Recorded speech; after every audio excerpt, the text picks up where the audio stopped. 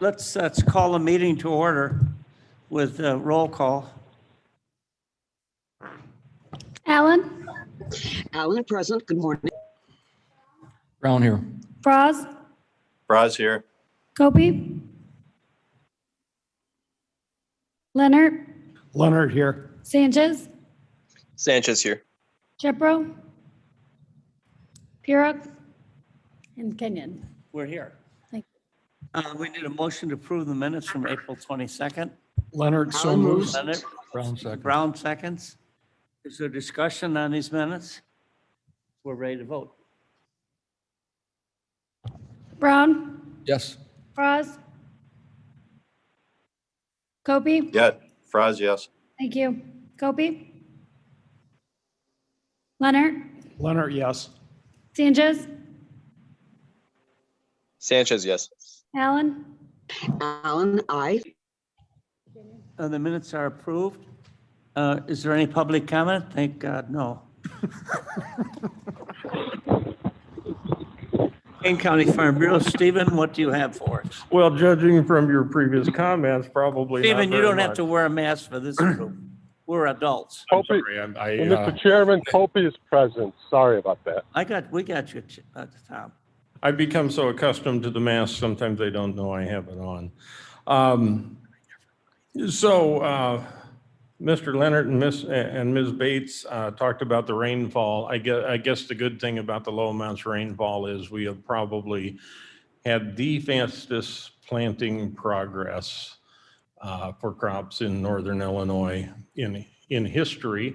I haven't seen the report of the Illinois State Water Survey, but I'm sure that planting progress pretty much around the state has also progressed at that kind of pace. Speaking of planting, 2 weeks ago tomorrow, we had a planting visit on a farm in western Kane County. Wayne Gerke, a younger farmer, had Representative Lauren Underwood come out and take a turn planting some corn. She asked for that opportunity, get in the seat of a tractor and ride around with the farmer and learn a little bit more about agriculture and corn farming and to get a young farmer's perspective on a number of things in regards to beginning farming and obtaining credit, but also in regards to some of the tax proposals that are in front of Congress in Washington, D.C. right now. So that was kind of a unique opportunity. We believe we've got a couple more coming up. We have a conference call later today with a statewide commodity group that wants to invite the House Minority Ag spokesperson to Kane County in June for a visit. That Commodity Association has not told us yet whether that will be a meet and greet or a fundraiser.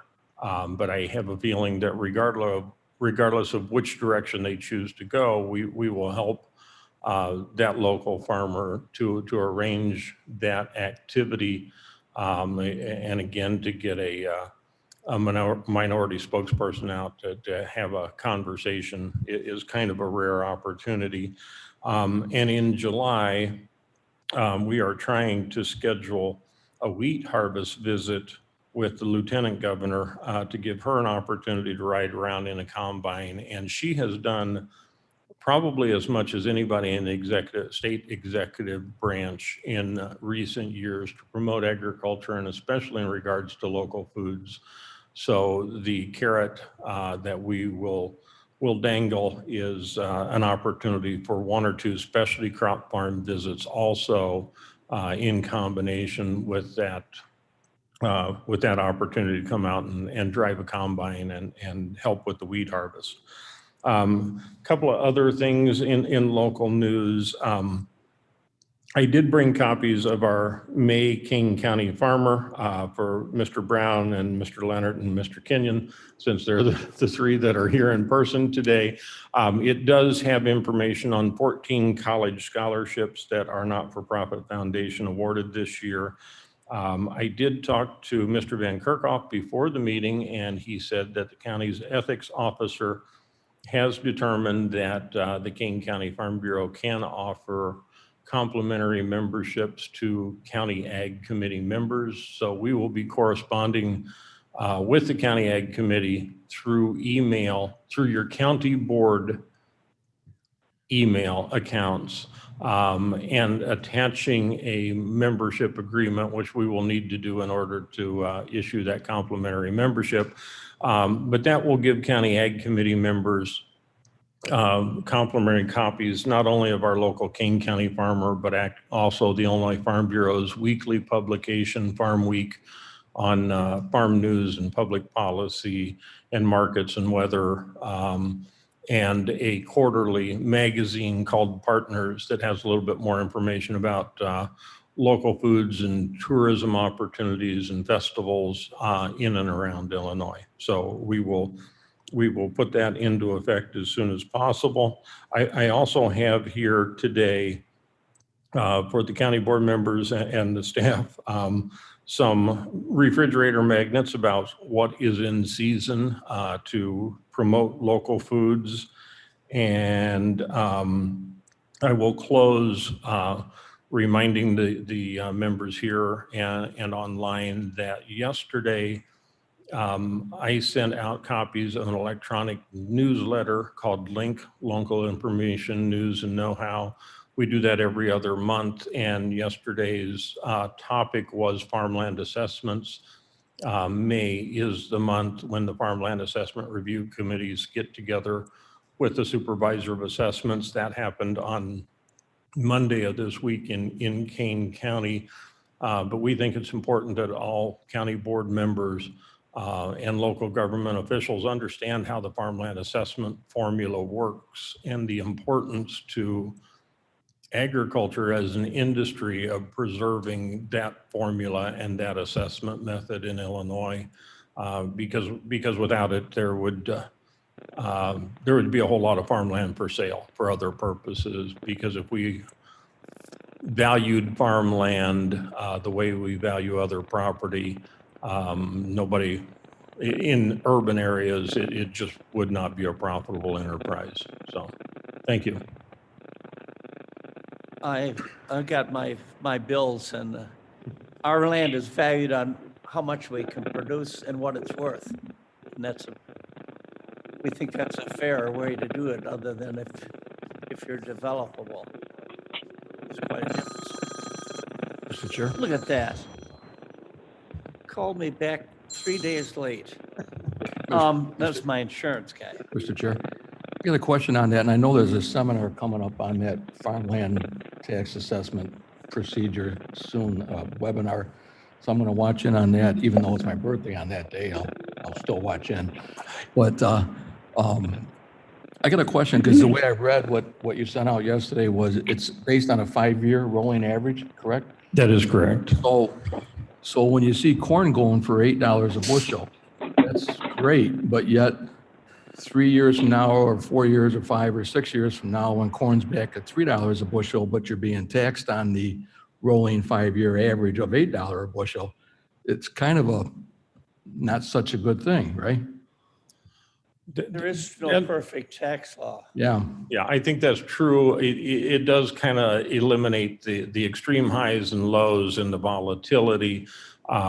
We're in a similar situation right now, regardless of low prices, and we're in that situation because of extremely low interest rates. So that has had quite an impact on taxes, on increasing taxes on farmland, but that's the formula, and it's the best that we can come up with. So, Thank you. You have to keep track of this daily price on corn. It went down to 88 cents last week. Did it?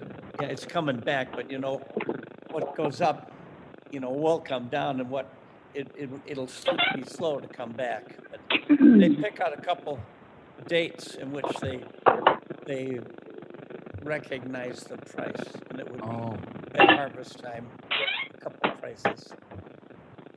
It's a system that's worked pretty well in our area. In Southern Illinois, it hasn't been as good because their production is lower. And Mr. Arnold, what do you have in your freezer? Mr. Arnold? Ice cream and frozen pizza. Are you not talking about my home, are you? No. Okay. You have pork chops? and Pork things? chops, bratwurst, steaks, Where do you get your pork Italian chops? links. Everything comes from Imboden's Meats in DeKalb. So if you've never been to Imboden's Meats, it's kind of a specialty store, kind of like the Blue Goose. Lot of specialty products, but we do stock all kinds of meats for the barbecue grill for the summer. Stop by and see us anytime. Okay, but I have friends that ask me to buy them and stuff like that. And, but it's the best. If they're thicker. And, All and, that's about in, quality, Stephen. and that's in the city of DeKalb? Who is this? Alan. This is Alan asking the question Oh, of really? where this market is. The market is in DeKalb, but we do carry many of the meats that they sell at the market in DeKalb at the Farm Bureau office on Randall Road in St. Charles. First Avenue is one of the cross streets, but if you really want, it's not cheap, but it's good. You don't get that at Mother Jewel. Do you want to move to Northern Illinois Food Bank? Mr. Question, Chairman. please. Oh, Bates, question. Bates? Bates, please. I got 3 of them. Okay. Okay. Can we get a ride on a combine? You will have to behave 2 months in a row. 3 months, that's Leonard, to qualify. Okay. I want to understand farming better, right? We'll get you a ride in is- the combine. Okay, thanks. Miss Bates, I'll give you a ride to the combine. For crying out loud. Oh, And you don't even have. I don't know if we want you two to collaborate. We could be in trouble. Mr. Chairman, this is Alan again. Okay. I just wanted to say that one of my fondest memories as a real little kid, I was lucky enough to grow up on my grandparents' farm between Sycamore and DeKalb and Cortland, Illinois. And for a while, my dad farmed after he got back from World War II. So I was a little kid, but one of my memories is of riding on a combine with him. And we were moving across the field coming in because it was going to rain. And you could see the storm moving in behind us. And it was just a wonderful thing to be with your dad on a big piece of farm equipment with all of the prairie around you and the storm chasing you back to the barn. Thanks. Well, you've blown your cover. Now everybody knows you're a farm girl. That's from DeKalb. Is the Northern Illinois Food Bank person on the line? Mr. Chairman, Yes, I am. Oh, Sorry. okay. I'm sorry. Go ahead. Yeah, Right, so Julia? my name is Chelsea Hernandez. Actually, I'm stepping in for Julia. Moving forward, she decided to take another position, but You have to repeat your name and you have to talk right into your microphone because even our clerk can't get the name. So what's your name again? Sorry. My name is Chelsea Hernandez. So I am sort of Julia's peer at the food bank. I'm a marketing and communication specialist with the food bank. And I sort of specialize in, doing community outreach.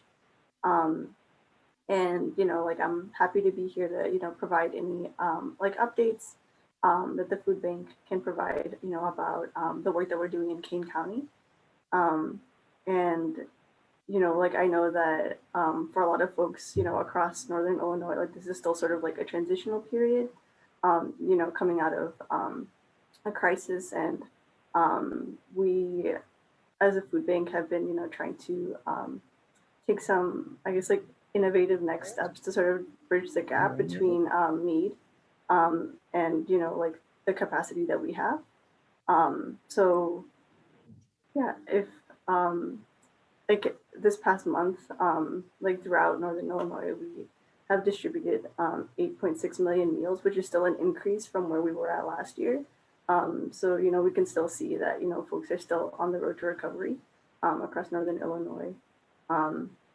And, you know, I'd be happy to answer any questions to the best of my ability about King County specifically, or any of like the community outreach that we're doing, especially going into these summer months.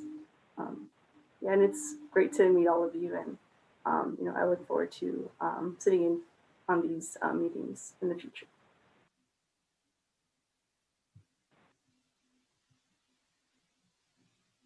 We really had a hard time understanding you.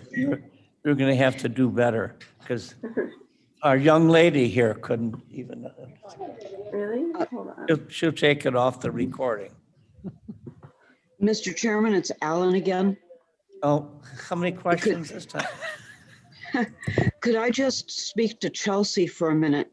Chelsea, the last thing that I could understand you saying was that you've been working very diligently to connect the need in Kane County with the product supply that you have. And then you gave some statistics. Is there any chance you could go back and do that again a little slower for us? Yeah, sure. Can you hear me a little bit better now? We can hear you well, but a little slower. All right, sounds good. So yeah, in this past month, like in the month of April, we sort of looked back at, you know, how many meals and how many families that we've been serving across Northern Illinois. So right now, we are distributing around 8.6 million meals a month, which is a significant increase from where we were at last year. And I think that a big focus for us as a food bank has been sort of helping folks who are still sort of trying to get back on their feet after COVID. And especially like in Kane County, you know, we are getting ready to launch our Meals on the Move program in the summer, which will run from June 1st to August 6th, primarily focused in Aurora, which is a program sort of tailored to families and the younger children who have sort of been like depending on, you know, lunches from schools and sort of like bridging that gap into the summer months. And I think right now where we're at as a food bank is sort of trying to figure out which of these programs are gonna, you know, best serve our neighbors in King County and across Northern Illinois. You know, I think that we're still sort of figuring out what the next steps are with some of our government commodities, sort of looking a little bit different in the next couple of months. But I'll be sure to share any information that comes my way. Mr. Chairman, wasn't that a lot better? Yes, it was. We even got to see her picture here. So if you come with us, it was up there. Great, yeah, apologies for that. Yeah, if you ever need me to speak up. There's don't her hesitate picture to let me again. know. Okay. Mr. Chairman, may I ask a question of Chelsea? Okay. Chelsea, my question, Meals on the Move is a program that you're using in Aurora, connecting kids who would be in school and making sure that when they're out of school that there's food for them and their families. Is there any reason that you're not doing that in Elgin? Is the need not as great there? We actually are expanding that program to Elgin. So we're still sort of working out some of the dates, and we'll be like launching like some of our flyers very soon. But yes, we're also doing that in Elgin. Yeah, and it's based on like this program specifically is really reliant on some of our donors in the area. But yes, it will be sort of centered around Elgin and Aurora. That's great, thanks. Of course. Thank you. Are there any other questions? We'll move. Do you have a question? No? Okay. And welcome, along. Chelsea. Yes, thank you for having me. Move along to Matt Tansley. Yes, thank you. Good morning. Today, I wanted to spend a little time focusing on one farmer that was recognized in Kane County, or not in Kane County, but in the Farm Week publication by the Farm Bureau. I wanted to do this just because we're entering the growing season and farmers are, as Steve acknowledged, moving at a record pace right now. So it just seemed appropriate to recognize the work of one Kane County farmer who's really moving at a tremendous pace. And so it warrants some recognition.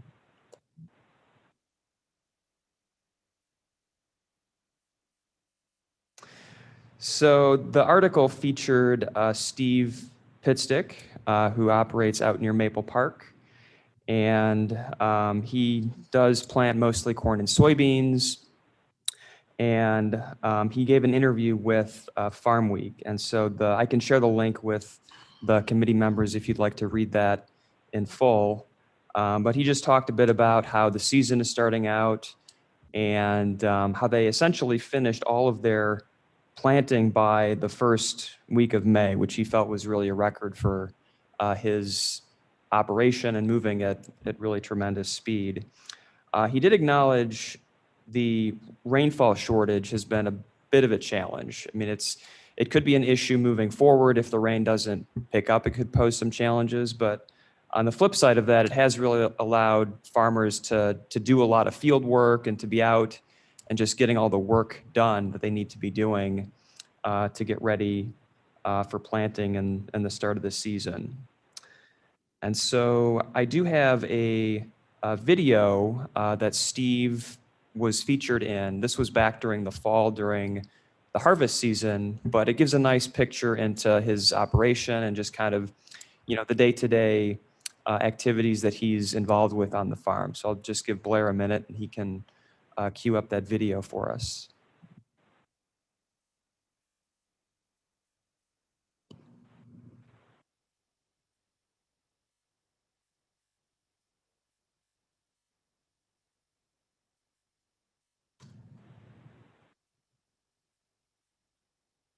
Those emotions, they were put on hold by time, but at Claire's bridal weekend at a Verbo Beach House, those emotions also made the trip. Your together await.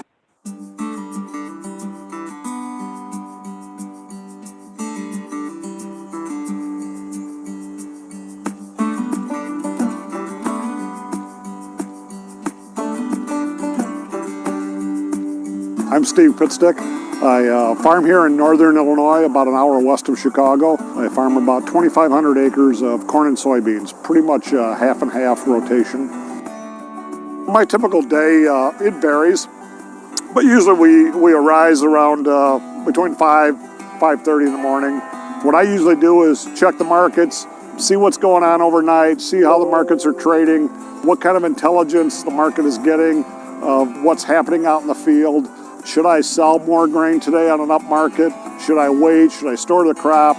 That's early part of the day. Once we get the sun up, things burn off, dried up, we can start harvest 9 to 10 a.m. We get out in the field, mostly machinery prep, fixing anything that needs to be repaired from yesterday, fueling up the machine, greasing it, cleaning the windows, things like that, and just game on from there. So in our operation, we look at a 40-day window of opportunity to get that crop harvested, both the corn and soybeans. Today is day 7, so we're approaching the 25% threshold of being complete. I grew up in a farm family, multi-generational, so I come from a long line of agriculturalists. 2 of my brothers farm in the area. When I don't have anything to do, I go help them, or vice versa. We help each other out. 45 years of doing this, every year is uniquely different. The 2 weeks, 3 weeks leading up to harvest is a challenging time. I get a little bit anxious. Harvest is my report card. It's my grading of how well I did. What is the yield? What did I do right? What did I do wrong? What can I do better next year? We always have Mother Nature to blame if we do something wrong, or if the outcome isn't what we want it to be.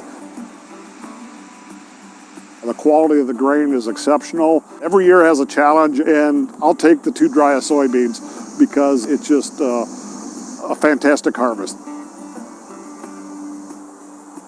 During harvest, our soybeans go to a variety of places. We're in a unique spot. We're just 50 miles from the last stop on the Illinois River. That's our best market. That allows for a very limited amount of handling of the soybeans. So each time they're handled, there's damage that could occur. We're going straight from the combine to the grain storage. It will come out of the grain storage, go directly to the barge, which would then flow down to the Mississippi and then to New Orleans and be shipped anywhere around the world. I really love what I do. And, we're taking the assets out here that we're given, the soil, the rainfall, the sunlight, and we're combining all those with a little nurturing from us to produce a high quality crop that goes on to become part of the food chain that feeds animals that then other people, are consuming.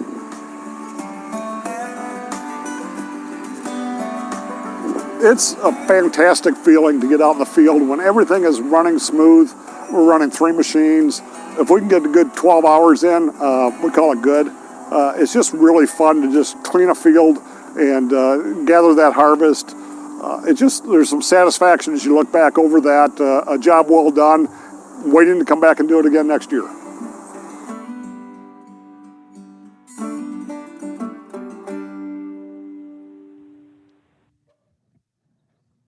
Right, so Steve had mentioned the Illinois Water Survey, and I did just want to share a little bit of information from some of the recent results that were published.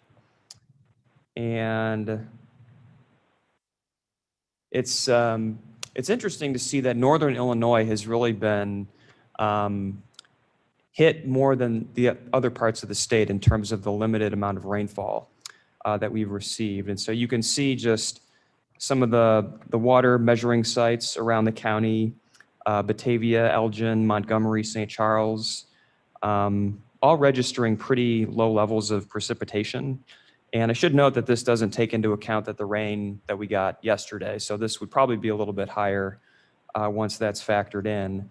But when looking at other parts of the state, we can see that it's definitely below the norm and what other parts of the state have been receiving. So we'll see how that proceeds and how farmers can adapt. I also wanted to note that the Coronavirus Food Assistance Program is still active and ongoing. This is a USDA program to assist farmers that are producing food crops and commodities. And it was opened last year, then it had closed, but it was reopened in April, and it's supposed to remain open for at least 60 days. And a deadline hasn't been established yet, but that's still a program that farmers can take advantage of if they haven't already, if they meet the criteria for that.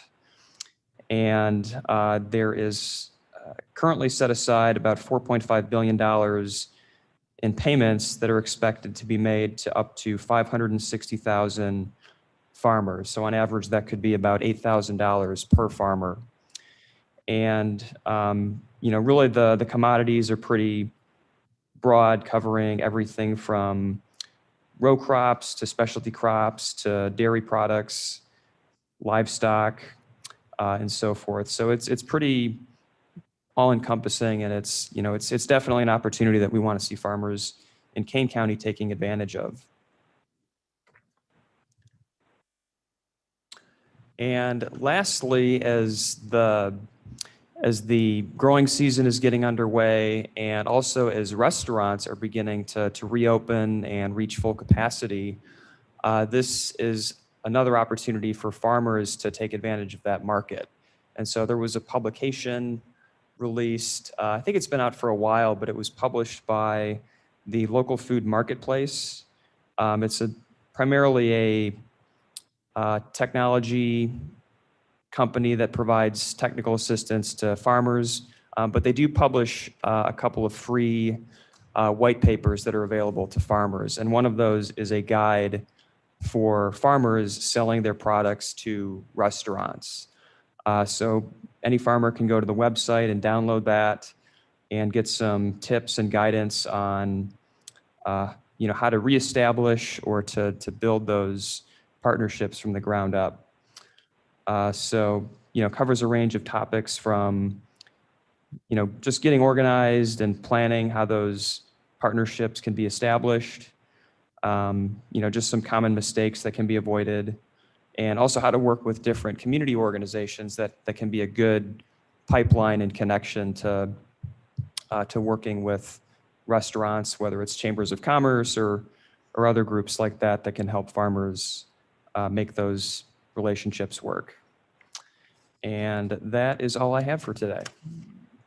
Did you say anything about the opening of the farmer markets?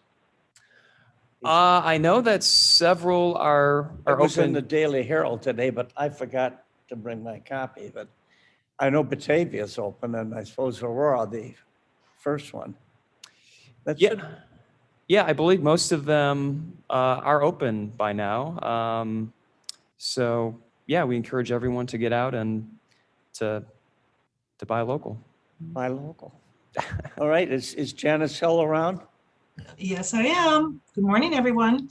Morning, Yeah, Janice. many of the markets are going to open Memorial Day weekend. It's going to be a big opener, I think.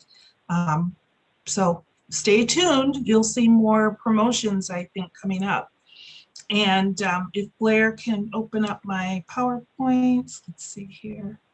I'm going to have two presentations. The first one is going to be about soil health. And then May, as the item after, is on Mental Health Awareness Week. But we can start off with soil health.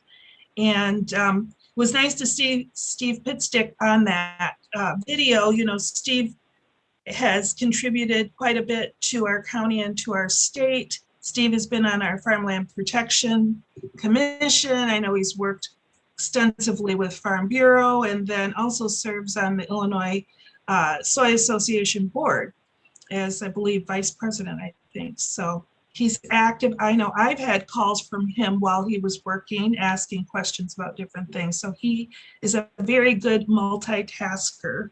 And so one of the things that there's so much information going on right now and happening with farming. If you happen to look at any of the farm journals or open up any of the magazines today, everything, you will see something about farmers and something about soil and water. It's across the board, not just within the industry, but just in everyday life. And if you remember, a lot of our planning documents and policy documents, 2020 plan, 2030, 24, always have a statement in there about Kane County has some of the best soils in the world, right? And we got that statement from the NRCS, which is our federal and national and our state office that classified Illinois soils in a grouping as prime farmland soils based on their physical and their chemical characteristics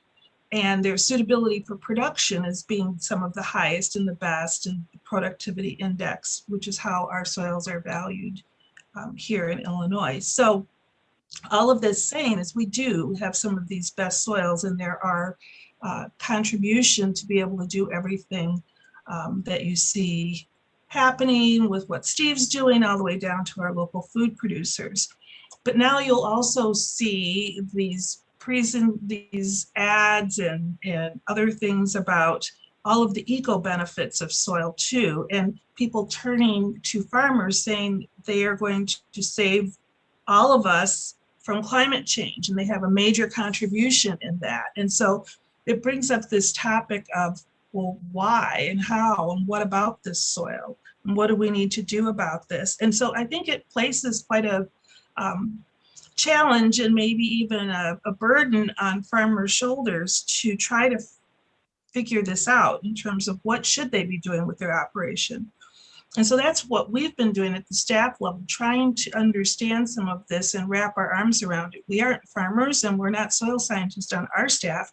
You know, Tony and Matt and I are planners, land use planners by profession, and we have a lot to learn, yet we want to bring some of this information to our programs and trying to sort through what's important for farmland protection, what's important for our farmers, and how do we gather this information. There seems to be a new report, new information released every week. So one of the things I recently found, you can go to my next slide, please, is a podcast. And, you know, there's a podcast for everything these days, even something called a shortcast that, you know, can happen in a couple of minutes. This particular one has been put together by Extension and also the group that works on our Illinois nutrient loss reduction strategy. I will tell you that there are many episodes. I just happened to find the one that we're going to listen to today, which is Getting the Dirt on Healthy Soils. But it really, to me, I thought gives us a really nice basic understanding from a researcher's point of view and then a farmer's point of view. And then later we can talk a little bit more about cover crops. I'll just go through a couple slides on cover crops, and then Tony's going to go through a model of how we might assess the benefit to the county, not just the farmer, of using cover crops and some of its challenges. So that's what we have in store today, just a little, no answers, just learning. And so we'll listen to this podcast. I think it runs for about 14 minutes, and then we'll do a few slides. Thanks, Blair.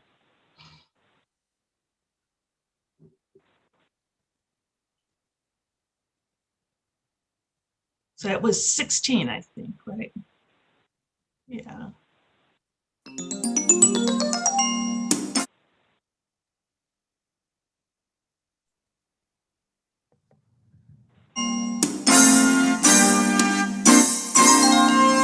This is the Illinois Nutrient Loss Reduction Podcast, Episode 16, Getting the Dirt on Healthy Soil.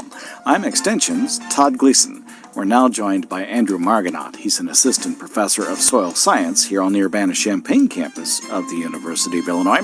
Andrew, thank you for being with us. Can you first define for me soil health?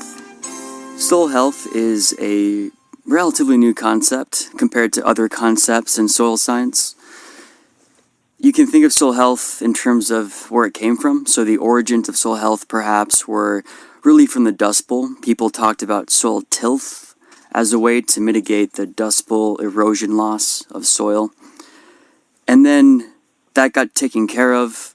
So then we see this resurgence in soil quality in the 1980s. And that's more of building upon the concept of tilth is now quality in an effort to integrate chemical, physical, and biological aspects of soils.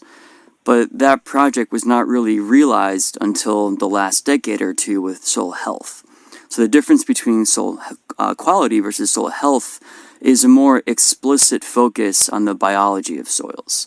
And we find this big emphasis on the microbes that make the cogs of the food chain work in soils. So how do you make your soil health, soil tilth, better?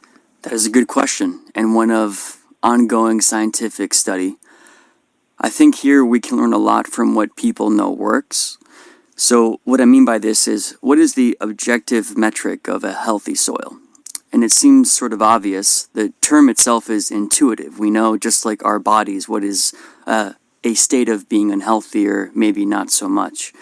When it comes to actually parsing that out down to brass tacks, it gets a little bit more tricky. And this is because a lot of the phenomena or properties that we know are important for soil function, they're tough to compare. So it's sort of apples to bananas. For example, what is a pH of a healthy soil, and how does that get weighed against a biological property like microbial biomass carbon, or a physical one like soil aggregate stability? So these are qualitatively important, but integrating it can be tricky. That said, I think the utility of soil health is in that it makes people think about keeping roots in the ground to drive the soil food web, and second, not disturbing that process to the greatest extent possible. So to answer your question, what can we do to make soils healthy? Two things that we know definitely work, both scientifically and from what farmers are doing, is to minimize the disturbance of soils and to keep roots as long as possible. And that typically looks like, in our part of the world, cover cropping. Can it do things to, for instance, reduce phosphorus loss? Potentially. And my favorite answer that is ubiquitous in soil science is it depends. I think there's a lot of work that might need to be done to quantify under what circumstances can cover crops give us a double win of mitigating both nitrogen and P losses. There's reason to think that for cover crops, phosphorus losses might be lessened or perhaps exacerbated.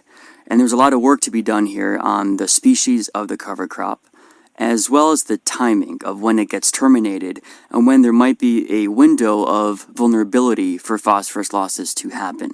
The reason for this is that there's lots of orthophosphorus contained in plant cells, so following the termination of that cover crop, there might be a flush of DRP in the runoff.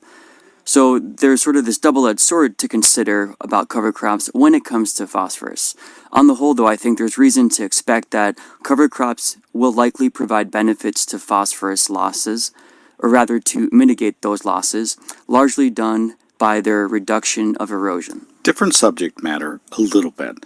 When there are large gullies or erosion, as you mentioned, in a field, are there things that producers can do and should do to create a better environment and to fix those problems? Definitely. There's two ways to think about this. One is that you can treat the symptom and you can treat the problem.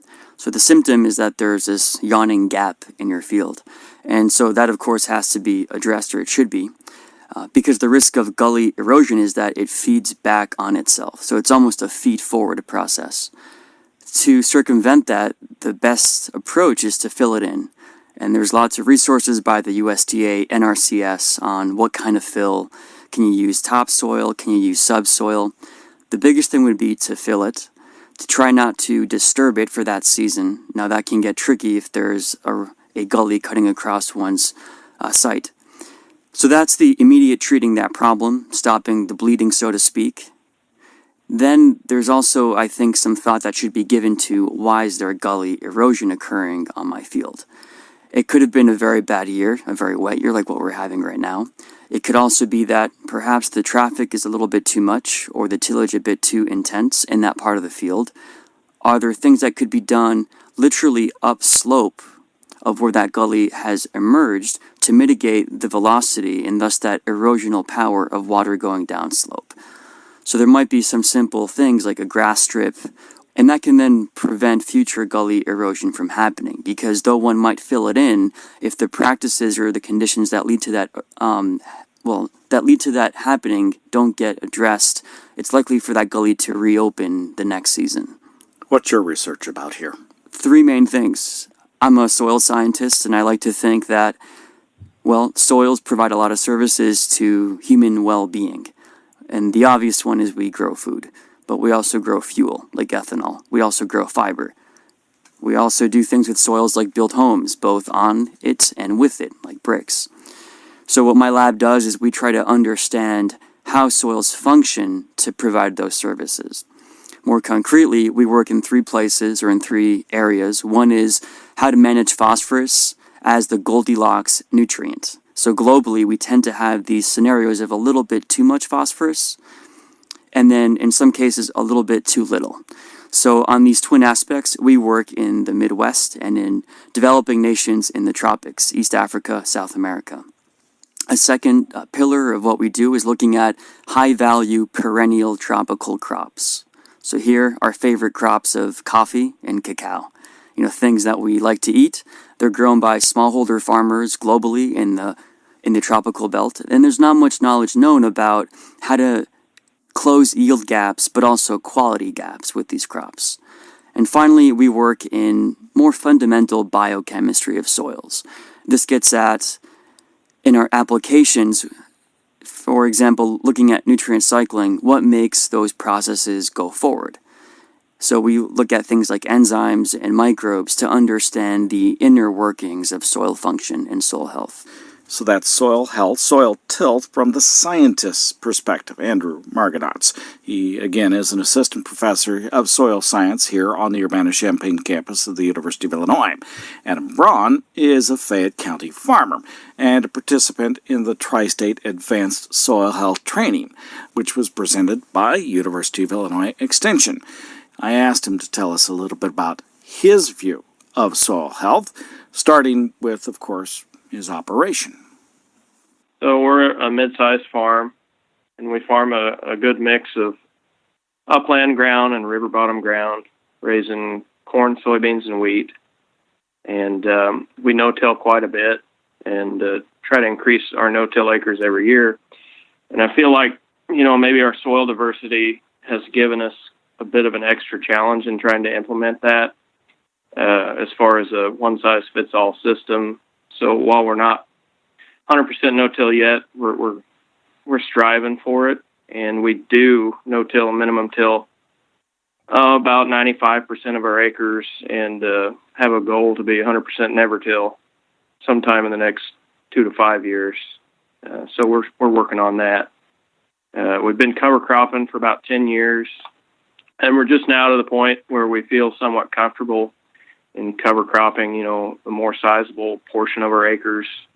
And we'd like to increase the cover crop acres in the futures. And we, to the point we're at, we started with one species of cover crops, monocultures, and we're trying to move more into the direction of cover crop mixes.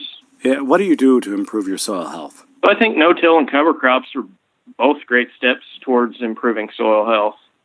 They're important practices to improve soil aggregation, and that's just a fancy term to say basically the soil structure or the glue of the soil, which helps prevent the erosion and helps keep increasingly heavy farm equipment from making tracks and ruts through our fields. And it's important in allowing that water to enter the soil instead of running off down into the ditch. And the soil should actually function as a sponge and not a brick. And that's the point of soil aggregation. That extra water that the soil is soaked in during the spring rain events is a pretty big deal when you get farther along into the summer and you get into the dry season. Another thing, I firmly believe in a great starter system on our corn planter. So it's all about putting the nutrients where the corn plants can access them, and thereby improving our nutrient use efficiency. And it's enhanced our corn yields too, by the way. So how can you go wrong with that? I don't see a downside. So have you seen less erosion damage in your fields since adopting the conservation practice? Yeah, and I'd say that goes without saying. Seeing is believing to me. Because really one of my favorite things to do during an early spring rain event is to just drive around and look at the water that's running out of my fields. And you can tell by the color of it, which is clear, by the way, now. And then you can compare it to neighboring fields that are, managed a little bit differently. The difference is usually pretty stark. When I compare that clear water running out of my fields to neighboring fields that are kind of muddy and dirty and very brown, at that point I know for certain that we have reduced erosion. And I'll be the first one to admit that, our water used to not be so clear. And not only that, I've seen improvement in the areas in the fields that have had chronic washouts. So we used to have to take tillage equipment around into those areas that were washed out, fill in the ditches, and then we'd do a tillage pass across the field, just to make everything uniform. And then that tillage pass would destroy our soil aggregation, and then it would wash away again during the next big rain event. So there we got caught in a vicious cycle. And the important thing is you have to identify that you are caught in that cycle and break it somehow. And that's what we did, and we're not going back. Hey, what advice do you have for farmers thinking about adopting practices like you have, reduced tillage, no-till cover crops, improved fertilizer management, and the lot? The most important thing you can do at the start is improve the small things and strive to increase uniformity across all your acres. When you focus on uniformity, improving uniformity, the solutions to the problems that you encounter along the way seem to pop out. So I'm talking about like simple things, like making sure your combine straw chopper is distributing material evenly. It's an important first step in no-tilling the following year.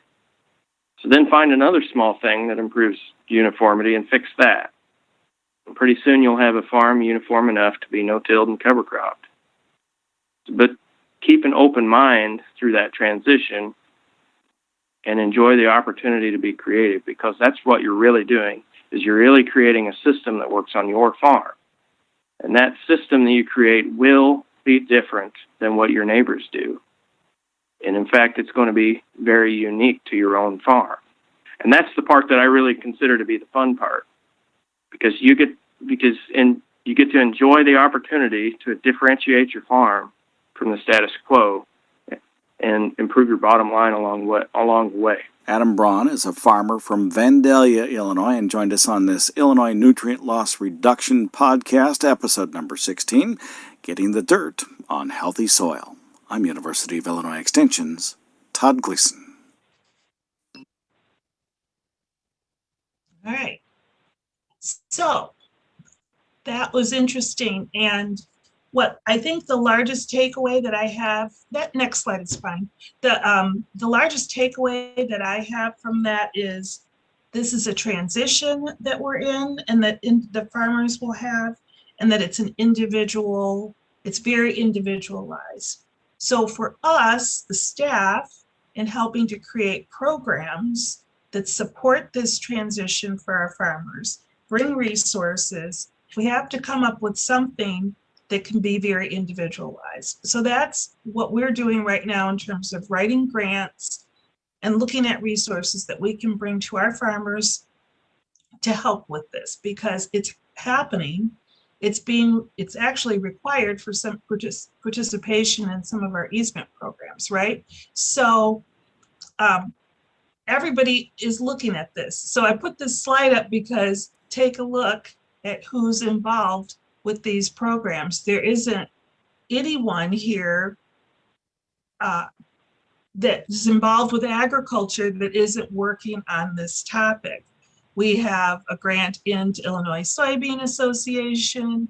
I've talked to PCM about their work. They've received a grant from the federal government. Maybe we'll be getting some technical resources here. We're in regular, that PCM is precision management. They're the ones that do the nutrient management. Soil and water districts. Everyone is involved with this, which is awesome, right? Next slide, please. And then, you have to ask why, and there are lots of reasons why, but I think the immediate pressure has to do also with climate change. I mean, we have our individual issues here in Illinois with water and what we are going to do with, we have goals we really need to meet in terms of our nutrient loss reduction. But at the same time, we know that in the background, we have this pressure of climate change. We just talked extensively about lack of rain. And yet when that webinar or that podcast was recorded, whenever that was a while ago, apparently they were in a different time and season. I mean, these are the experiences that are going to happen more frequently. We know that that's how we are going to experience climate change here in the Midwest. And the answer to that for us, in terms of what the experts are saying, are exactly this. These are the practices, the cover crop, the tillage. These are the things that will protect our soil in terms of going through these changes. So those are the best things that we can do here in the Midwest. The answers in other parts of the country for farmers are going to be different, but for us here, with our corn and soybean rotation, those are the very best things. Next slide. Unfortunately, there's not enough money to be able to support the farmers doing this. And so that's also why staff is involved to try to help do this. The programs you heard from Patrick at the Soil and Water District about the STAR program, it's an awesome program. Peer-to-peer, farmer-to-farmer, it started at Champaign Soil and Water District. These are some of the results from their report card. They take that aggregate in terms of what's happening, and it's gone way beyond Illinois now. You can see the other states that have incorporated the STAR program. They use, again, the 3 things that work for us here in the Midwest: the conservation tillage, the cover crop, and the nutrient management strategies, and then translate that to greenhouse gas removal and all these different climate change adaptation and reduction things that will help for the public to understand what this gives us, because there's an overall public benefit.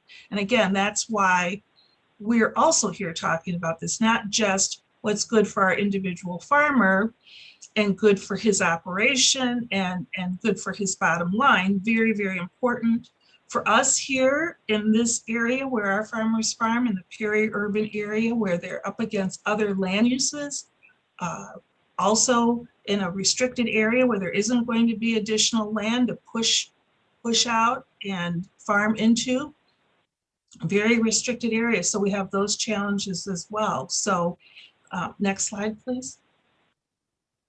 So for us, because we participate in the federal farmland protection programs, the expectation is that the farmers that participate will be doing some of these things, including, you can see on the right, the land management practices. There's lots of them. Cover cropping is number 340 according to the NRCS codes, but there are other things too, depending on what the operation is. So we will have customized plans for our farmers that are doing easements, and we're seeking more funding and financial support for both the staff to be able to hire assistants to be able to do this, and then for the farmers to be able to do it. Not only public support, but private support as well. Because making this transition and doing these things is a process, as you heard farmers talk, and I'm sure our farmers could talk too. In fact, it's not recommended to go completely into a change. You know, it's recommended to do small steps, test, evaluate, and then add on. Next slide, please. And so now Tony's going to give you an idea of some of the tools that are out there that we have to use to see what kind of outcomes you could get on a farm. And for us, some of this will be too, so that we can explain, measure what the public benefit would be, but also when we ask for funding, what that benefit would be. Okay. Tony? Thanks, Janice. So what I have pulled up here is some of the first steps in using the Comet Farm tool, which was created by Colorado State University in collaboration with the USDA to try and provide farmers with the ability to estimate what kind of practices will have the best impacts in terms of their emissions. There are multiple different farm types that you can apply this to. I've selected croplands just for the purposes of this presentation. But there are 4 croplands, 39 different practices available in this tool that you can apply to try and understand a little bit about what kind of impacts you're going to have. It's not a comprehensive list, but it does include a lot of the most common practices, things like mulching, cover crops, reducing tillage, that sort of a thing. So I've gone ahead and selected cover crops. You can see in the box in the bottom right that you can break that down further to get a more detailed understanding. This is just applying estimates right now. So if you want to get really specific with it, if there's a specific site that you want to look at, whether that's because you're a farmer or maybe it's because it's a parcel that's going through our farmland protection program, we can actually look at estimates that are specific to that site as opposed to sort of a county average. Go ahead to the next slide, please. So for this example, I've selected three different practices, applying it to an 88-acre farm. This is a farm that we just brought through farmland protection a little while back. These are not practices that, these are just example practices. They might not be like an optimal combination, but it gives you an idea of how the tool can work and how it can provide estimates. So the first practice that I have there is cover crops with a specific percentage of fertilizer reduction. And that could take, that could basically reduce carbon dioxide emissions by 15 tons a year, which would be roughly equivalent to probably more than 3 cars off the road for the duration of that year. You know, it's important to note, like as we heard in the audio that Janice played for us, a lot of this is going to be very dependent on the specific farm. This is just a rough estimate. And it's also going to depend on whether or not, corn's being grown or soy in that year. But this is still useful. It can give us an idea of what sort of practices we might want to pay close attention to, and can play around a little bit in terms of, when farmers come to us, especially for farmland protection, trying to figure out what kind of practices they're already doing, what they're entertaining doing, and allow that to help with our decision making as well. And that's pretty much the comment tool. If we have any questions, I'm happy to answer. Bates, please. Go ahead, Miss Allen. Bates, do you have a question? I think Bates came. What kind of mulching can you do in a big farm? Well, I'm sure Steve could probably answer that in a little bit more detail. I know that this is typically integrated into the tillage process, and I know a lot of it is also often crop residues. Oh, okay. I'll hand that over to an actual farmer if you want a little more detail. Okay. Leave the corn stalks? Yeah, or grind them up, yeah. Copy, please. Copy. Save us, Thank you, Copy. Mr. Chairman. I'd like to chime in on that mulching process. I've actually incorporated that this year on some small acreage, and just to see how it go. I know for a fact that tree refuse, chips, when they grind these trees up into chips and so on and so forth, a lot of times it just gets buried or goes to the landfill or whatever. But what I've realized is that once that stuff ages and ferments and breaks down, that it makes a wonderful enhancing product for the soil. And what I do know also is that wood products have a tremendous amount of potassium just waiting to break down and go into the soil, and it retains water like nobody's business. It's just wonderful. And I brought this up when I first got onto the board, like one of the first board committee meetings with agriculture. I suggested that all wood products should go back into the soil and be incorporated back into the soil versus going to the scrapyard or the landfills, if you will. I know when in the big construction business, they don't take the businesses don't take their time to separate usable lumber, one, and two, it goes directly to the landfill. So, and they move by the semi-loads off of these jobs every day, year in, year out. I've had to load out bunks and plywood and 2x4s that have never been used because they just don't have the time or the space to separate them. And then you look at a Google map of someplace like Haiti, There's not a tree standing, and they need a 2x4. They need soil enhancement. This stuff could be exported even. It's just a sad state of affairs. We are a wasteful nation. I hate to say that, but thanks, Mavis, for that, allowing me that moment to chime in. Long-winded as usual. Spoken like a true environmentalist, Mr. Copey. Oh, I'm worried now. Are there any questions or other questions or comments? Mr. Chairman, this is Alan. Oh, Mrs. Allen. Tony, can I ask you what a non-legume seasonal cover crop is? I'm so used to thinking of the stuff on a field that is putting legume-like material back into the soil. We were told that was a good thing. So what's a non-legume seasonal cover? Non-legume, you say, right? How Yeah, about radishes? Yeah, there are a lot of different options. One of the ones that's common in Illinois is clover. Cool. Okay. And Mr. Chairman, did you say radishes? I see people plant them and they loosen the soil too, the deep roots. You are such a clever farmer. Thank you. Not quite what we're going to eat, though, I'll tell you that.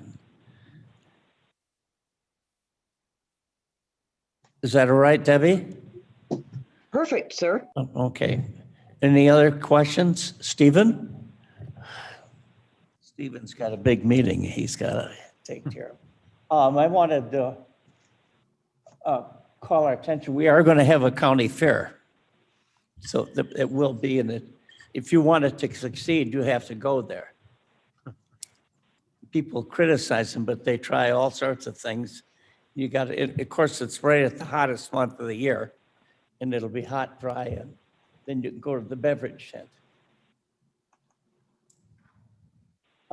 May is Mental Health Awareness Month. Who's going to talk about that? Stephen? That'll be Janice. Yep.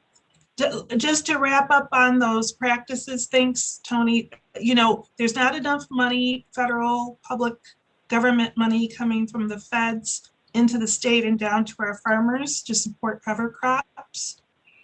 There's legislation that has been working its way through. So we want to be supportive of that. And then we continue to look for more funding to support our farmers to do these practices so that we can gain the public benefit as well as the soil gain the benefit and then the overall public benefit. And then that's just one tool. We'll probably be back, showing you other tools as Tony starts to try different ones out so that we can look at potential on the water benefits and all these different things. So stay tuned. You'll see more from us on that. So now I can move to May is Mental Health Month. Health is everything, right? Whether it is soil or human health, and human health is no longer just a physical, we can't just measure that in a physical way. We have to think about mental health, and those things are intertwined. I think we all know that. I don't know if my slides are up. I can't see if they're up or not. They are up, Janice. Oh, okay, good. I just can't see them. So anyway, I just couple things that I just wanted to, oh, there it is. So, if you remember, because I mentioned we are planners, and if you remember, we have all the work that we're doing here at AG is outgrowth of our 2020, 2030, 2040 plans and upcoming plans.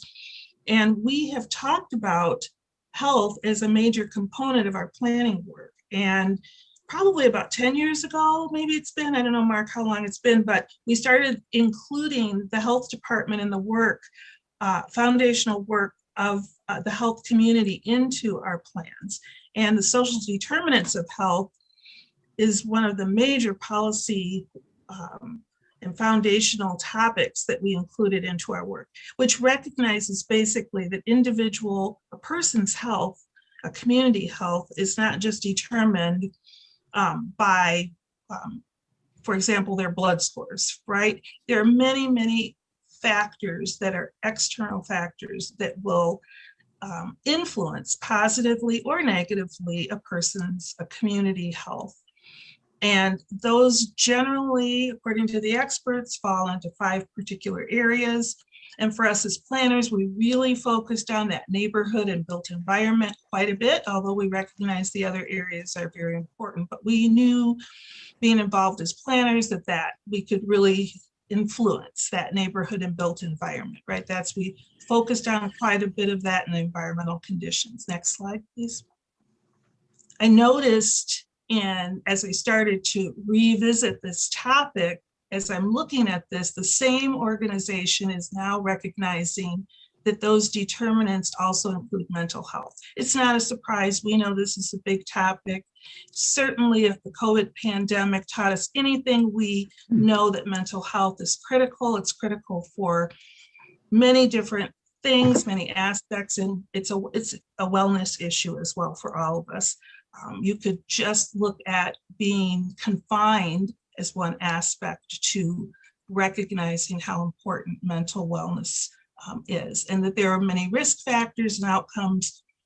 In the social conditions, they're starting to define what those are in terms of what influences and public mental health or an individual's mental health or mental wellness, if it's shaped in that way.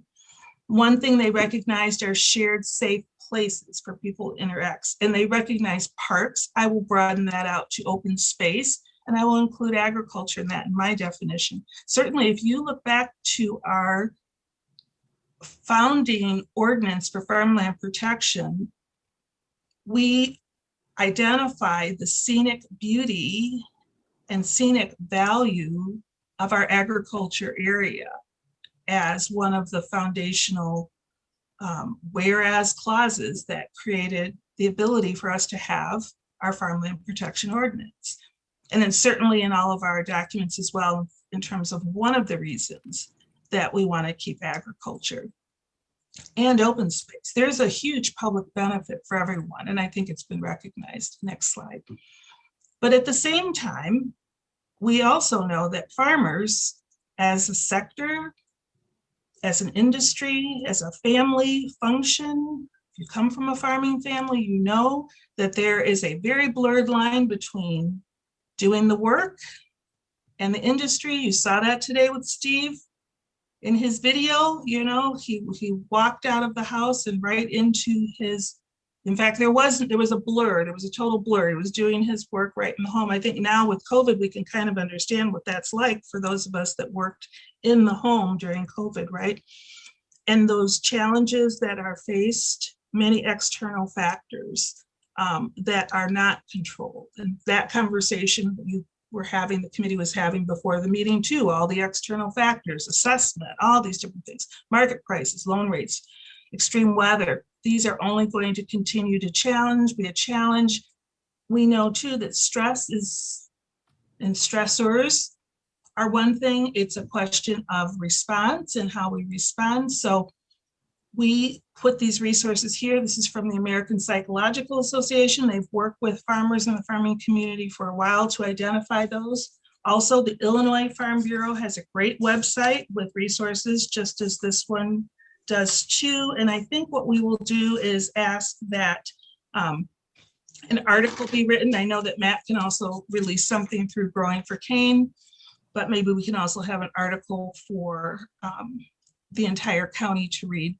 The Illinois Farm Bureau website is Farm State of Mind. There's a resource directory as well. So I just ask that we acknowledge the farming community here and that they hold us all up, and that we acknowledge all these resources that are here to help all of us, because all good communities need good mental wellness. So that's about all I have to say about that. Are there any questions or comments? I see the next thing we have is Governor's Energy Plan Solar. It's attached. Yes, good morning. I'll handle this one.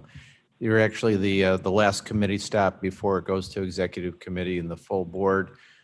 We've taken this a topic to energy and environmental, to county development, to legislative yesterday, and then now with agriculture today. So one of the main reasons we had to stop here in agriculture was there are some things in the governor's energy bill pertaining to siting for wind and solar facilities. And Blair, can you go to that last item? Actually, before you go to that one, within the agenda packet, there's the very last solar siting language. And then that's fine. Actually, go ahead and put the one I just sent you up. So a couple components to this that Jody Walnick and I have been working with Mavis Bates and others, and ISACO was working on behalf of all counties on responding to some of the language. Development Committee and Legislative Committee yesterday focused mostly on the aspects of how it pertains to the county zoning authority. So I won't park on that so much this morning, other than, our concern is the language that they have in so far, basically kind of handcuffs counties to use their zoning process to really develop a good site plan and something that's responsive to the actual, unique parcel of land where a siting proposal is being made and the unique characteristics of the surrounding community and uses. So I'm going to be adding some language to the resolution that was moved on to the executive committee by legislative committee yesterday. But one of the good aspects, positive aspects of the bill is that it does more closely bind those sites for wind and solar to the agricultural mitigation impact plan that has been a requirement for those to be submitted, but there's not been a strong, real strong tie for those sites and a more heavy threat in terms of what happens if they're not following the plan. If you could scroll to page, actually from here, if you could go to the one I just sent you, Blair. I'm sorry, I keep flipping you back and forth here. I'm going to thank Mavis Bates. During the course of this meeting, she forwarded the latest version of the language. And then scroll to page 6 of that, please. Yeah, right there. Stop with the, yeah, perfect. So thank you, Mavis, for sending this on. And this is related to what I was just talking about. Part of the language talks about the applicant shall control weeds and vegetation on the land where ground-mounted solar systems is located in accordance with the Agricultural Impact Mitigation Agreement. Again, this bill seems to strengthen the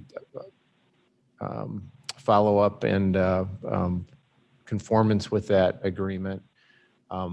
And then they just added some additional language that a county may require a vegetation plan that identifies opportunities for the environment, for maintenance practices, control of weeds, and pollinators.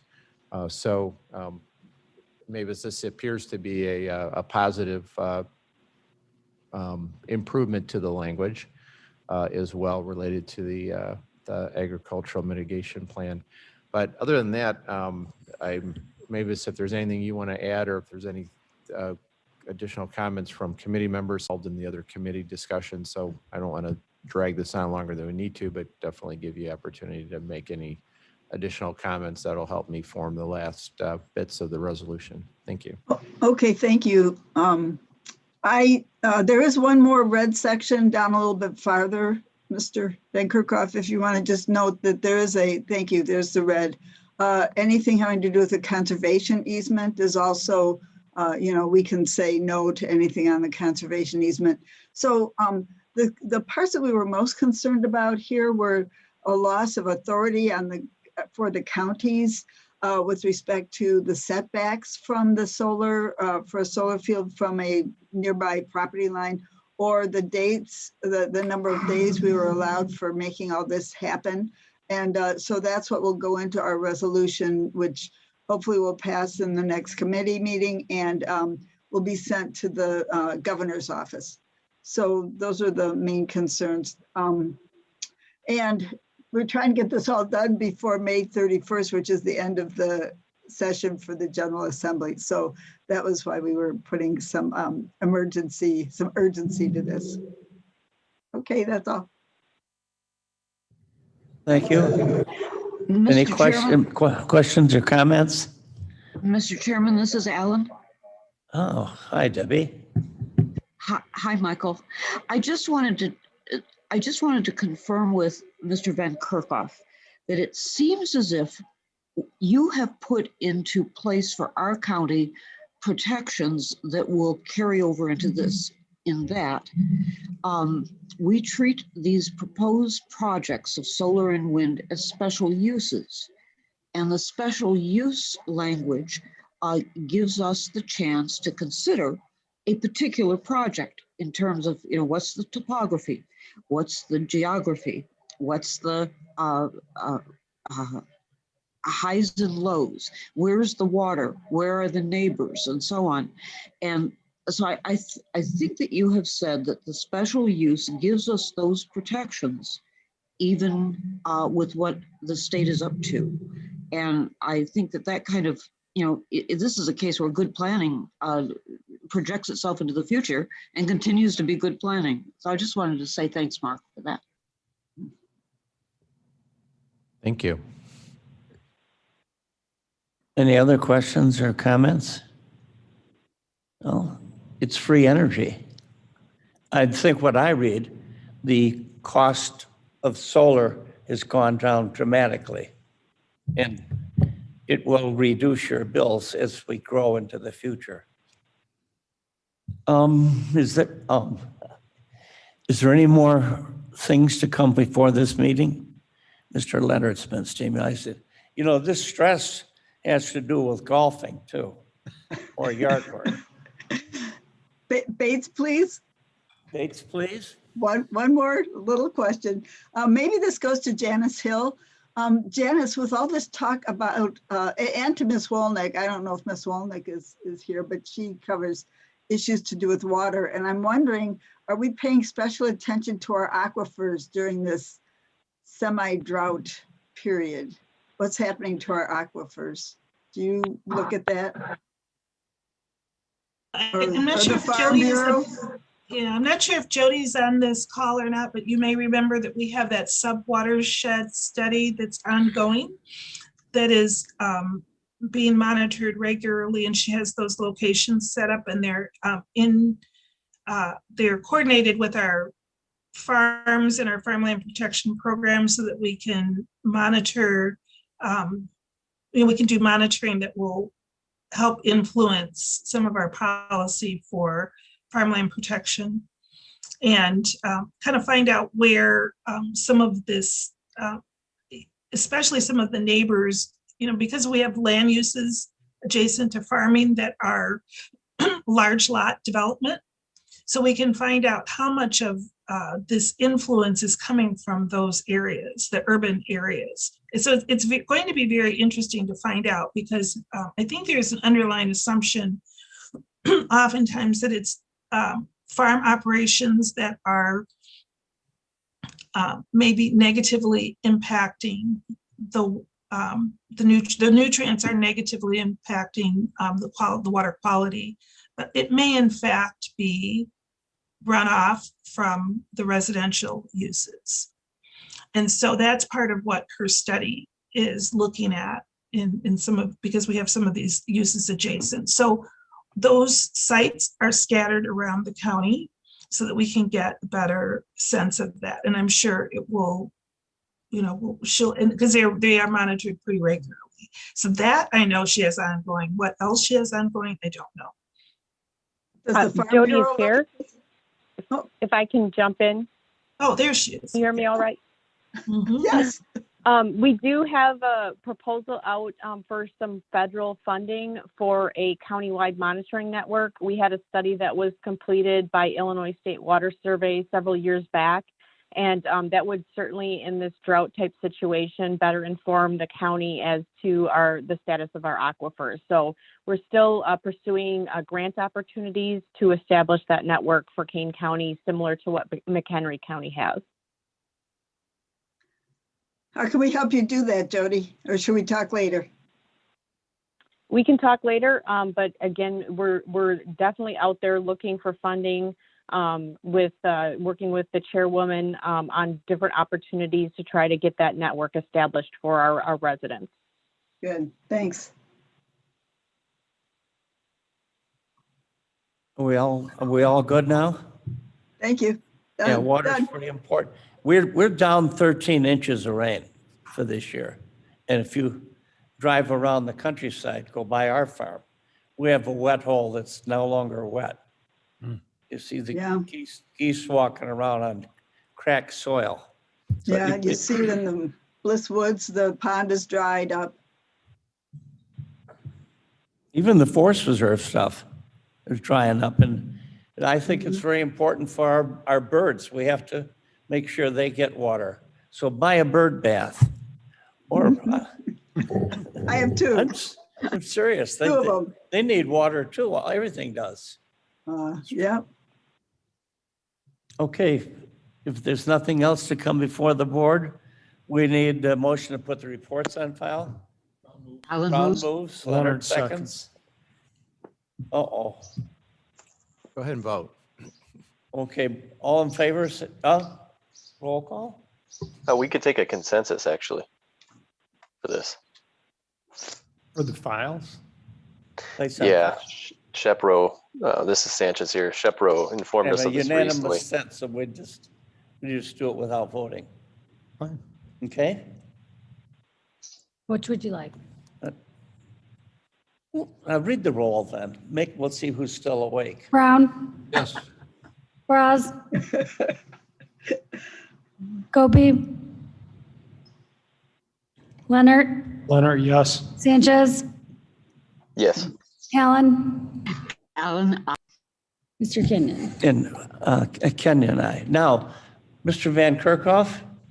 I just wanted to give a thanks and shout out to our IT team who's supporting these meetings. I've had 3 days in a row now where I have literally forwarded them information while the meeting was ongoing, while they're managing Zoom and callers and special guests. And they do so cheerfully and willingly and professionally. You wouldn't even know that they were getting stuff last minute. So I just want to give them a shout out and a big thanks because it's really helped, especially with the fast developing information from the governor's energy plan discussion. That's the item. man So behind thank the you, Blair screen. and Here. Kelly. Thank you, Blair. Stephen, did you bring anything?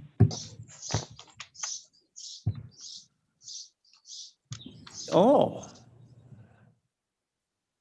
We have raffle tickets. One. We'll give one raffle ticket. It will be a prize for answering the question.